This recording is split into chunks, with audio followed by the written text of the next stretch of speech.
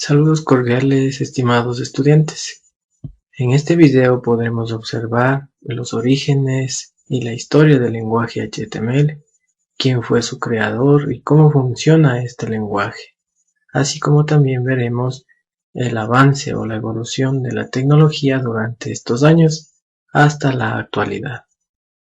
Pon atención a las partes importantes, ya que tendrán una evaluación en posteriores tareas.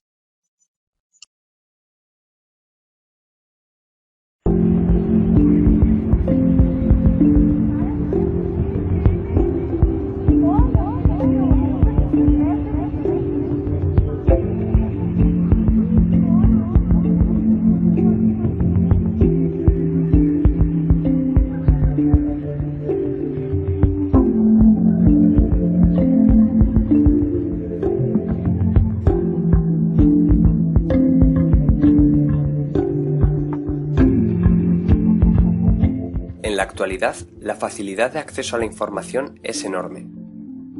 Tenemos acceso a ella en multitud de momentos cotidianos, a través de distintos medios. El avance de la tecnología y los medios de comunicación así lo ha permitido, y una de las herramientas más utilizadas para acceder a la información es, sin duda, la web.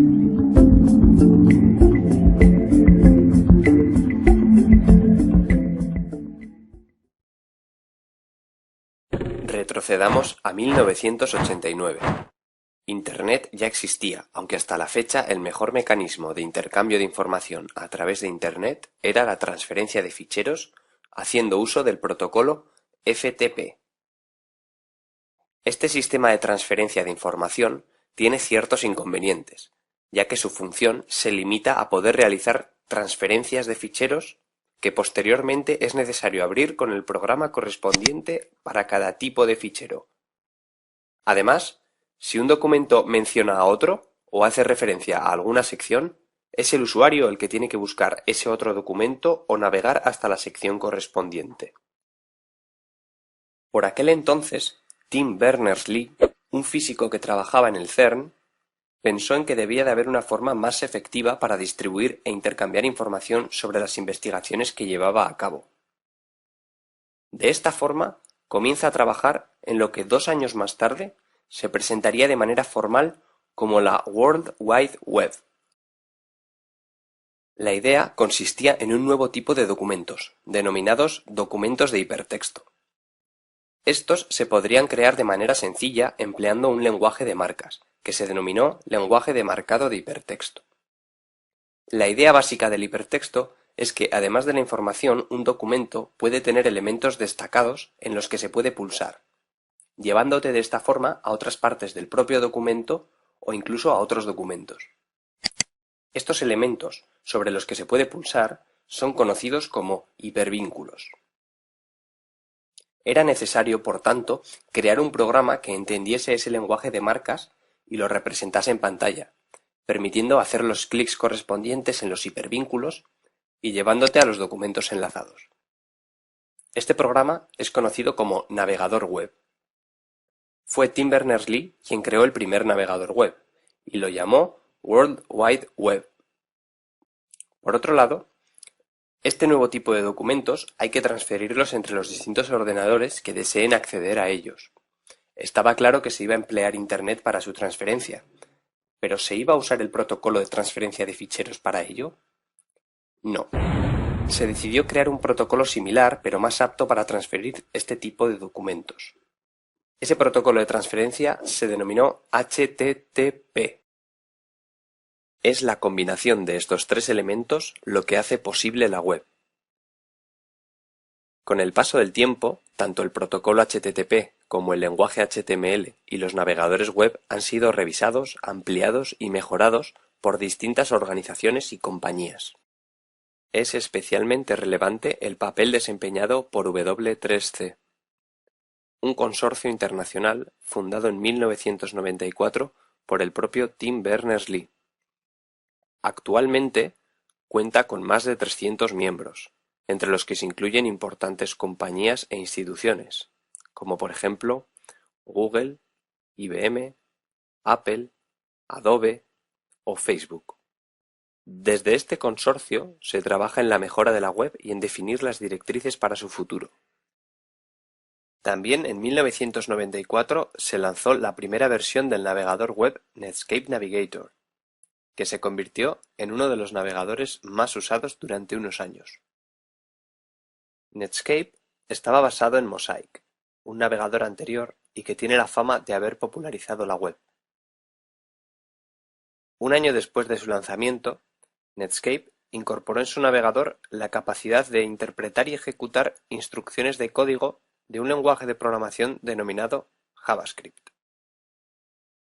JavaScript permitía la creación de pequeños programas útiles para la web, permitiendo, por ejemplo, comprobar si los campos de un formulario tienen información correcta antes de proceder a su envío.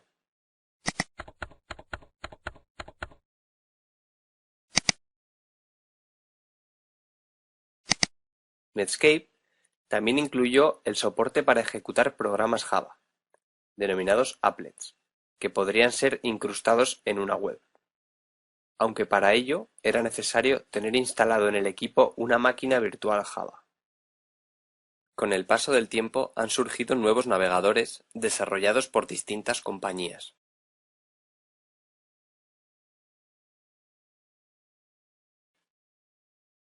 También han ido surgiendo tecnologías adicionales a las que se le ha dado soporte en los navegadores a través de plugins.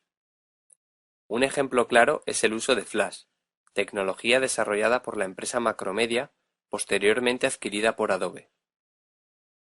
En los últimos años, Flash se ha empleado de forma masiva para poder incluir animaciones interactivas, pequeños programas, juegos y vídeos en las páginas web.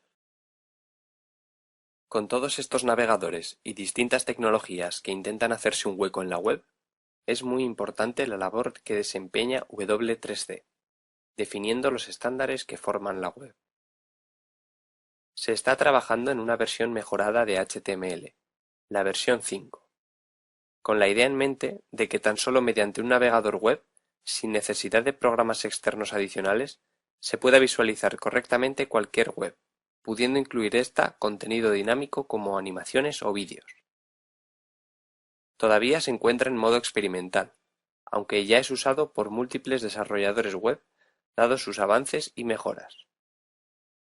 Los navegadores más populares en la actualidad ya lo soportan. Repasemos algunas de las características más importantes que incorpora la versión 5 de HTML. Etiquetas para audio y vídeo. Con estas etiquetas es posible la inclusión de vídeo y audio en las páginas web.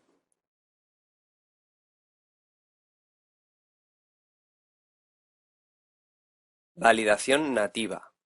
Es posible especificar qué campos de un formulario no se pueden dejar en blanco. Este requisito será comprobado directamente por el navegador, sin necesidad de que el desarrollador implemente un script para comprobar esta condición.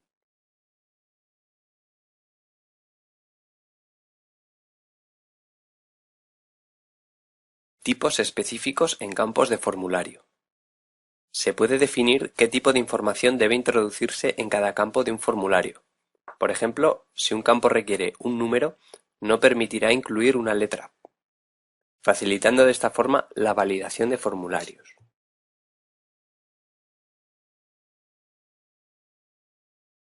Canvas. Canvas es un elemento en el que es posible ir dibujando gráficos desde un script realizado en JavaScript.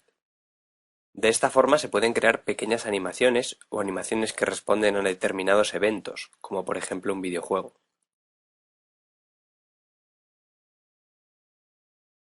Autofocus.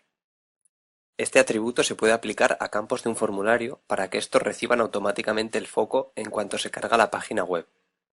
Ideal para campos de búsqueda en una web, por ejemplo. Geolocalización. El navegador puede obtener la situación geográfica del usuario si el equipo dispone de esta información y el usuario lo permite. La web se ha convertido en una potente herramienta de comunicación global en nuestros días. Y sin duda, su futuro parece prometedor.